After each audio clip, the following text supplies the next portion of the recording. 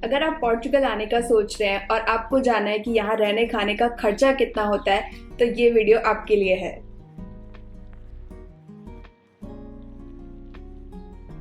Hello friends, मेरा नाम है भारती और मैं रहती हूँ पोर्चुगल में। तो मेरे पास काफ़ी सवाल आते रहते हैं कि यहाँ पर रहने खाने और घूमने का खर्चा कितना हो जाता है।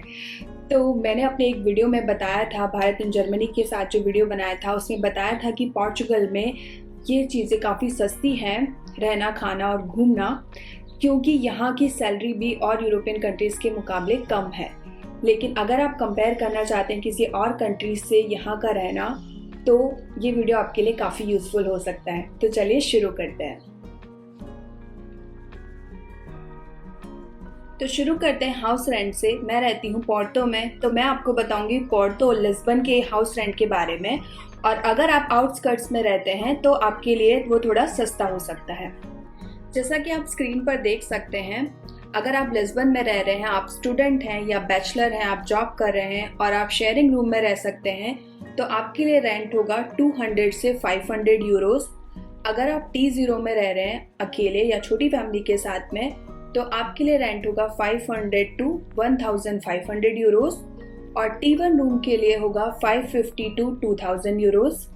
T2, T3, T4 रूम के लिए हो सकता है 600 टू 2500 यूरोस।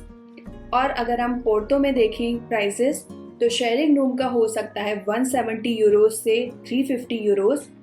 T0 और T1 के लिए हो सकता है 450 टू 750 यूरोस। T2 रूम के लिए हो सकता है 600 यूरोस टू 1500 यूरोस।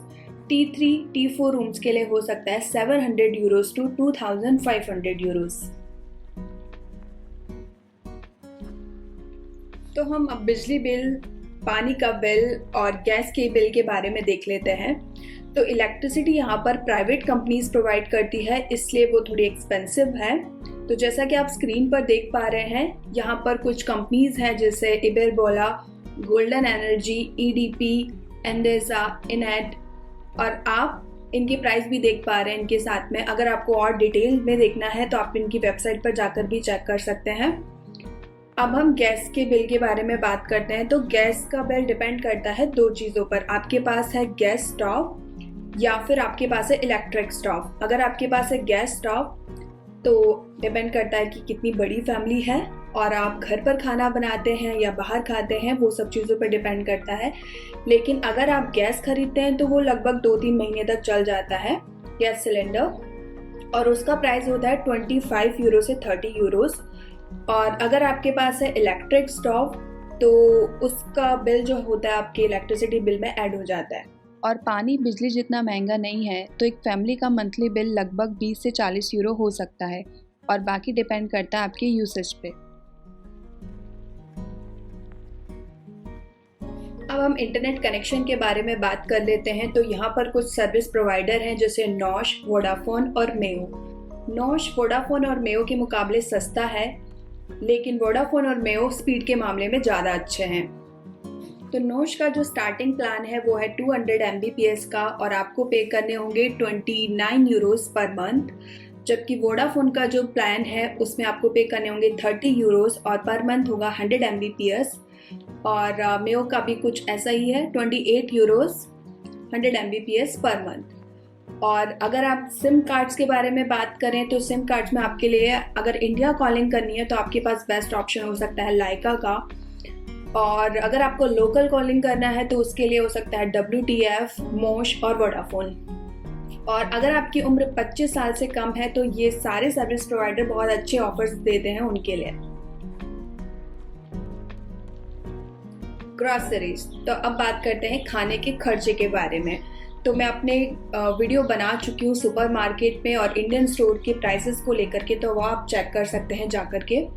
और डिपेंड करता है कि आप सिंगल रहते हैं या फैमिली के साथ रहते हैं, और आप घर पर खाना बनाते हैं या फिर बाहर ज़्यादा खाते हैं, तो ये सब उन चीज़ों पे डिपेंड करता है। लेकिन अगर आप घर पर खाना बनाते हैं और कभी कभी बाहर जाते हैं, तो आपके लिए मंथली कॉस्ट हो सकता है 100 टू 300 यूरोस। तो अब हम बात करते हैं ट्रैवल कॉस्ट के बारे में, जो कि मेरा फेवरेट टॉपिक है। तो विद इन सिटीज़ अगर आपको ट्रैवल करना है तो आप कर सकते हैं मेट्रो से, बस से या फिर कैब से, जिसमें ऊबर बोल्ट ऑप्शन है आपके पास, या फिर टैक्सी से। तो मेट्रो और बस के लिए जैसा मैंने अपने एक मेट्रो वाले वीडियो में बताया था कि दोनों के लिए सेम कार्ड यूज़ हो सकता है। लिस्बन में जो कार्ड चलता है वो है कैरिस और पोर्टो में जो कार्ड चलता है वो है अंदांत। अगर आप 1 मंथ का पास लेते हैं तो उसका कॉस्ट होगा 40 यूरोज़, चाहे आप लिस्बन में हो या पोर्टो में, और आप अनलिमिटेड ट्रिप कर सकते हैं। और इसके अलावा आप 1 डे पास भी ले सकते हैं और एक ट्रिप के लिए भी टिकट ले सकते हैं। और अगर आप ट्रैवल कर रहे हैं एक सिटी से दूसरी सिटी में या फिर दूसरी कंट्री में, तो आपके पास ऑप्शन हो सकते हैं बस, ट्रेन और फ्लाइट के। तो बसेस जो है वो यहाँ पर चीप होती है ट्रेन के मुकाबले, तो उनके प्राइस आप चेक कर सकते हैं जा कर के, और एडवांस में अगर आप बुक करते हैं तो काफ़ी सस्ता पड़ता है। और ट्रेन के प्राइस जो हैं आप चेक कर सकते हैं सीगा cp.pt की वेबसाइट पे जा कर के। और फ्लाइट के लिए भी बहुत बजट फ्रेंडली फ़्लाइट्स होती है, तो वो आप जा कर के चेक कर सकते हैं। तो मैंने इस वीडियो में बेसिक मोटा मोटा खर्चा बताया आपको। अगर आपको वीडियो इन्फॉर्मेटिव लगा हो और आप ऐसे और वीडियोस देखना चाहते हैं और जानना चाहते हैं तो प्लीज़ कमेंट करके बताइए। और अगर आप मेरे चैनल पे नए हैं, आपने चैनल को अभी तक सब्सक्राइब नहीं किया है, तो प्लीज़ चैनल को सब्सक्राइब कर लीजिए। अगर आपको वीडियो अच्छा लगा है तो प्लीज़ वीडियो को लाइक कीजिए, शेयर कीजिए। थैंक यू अपना समय देने के लिए।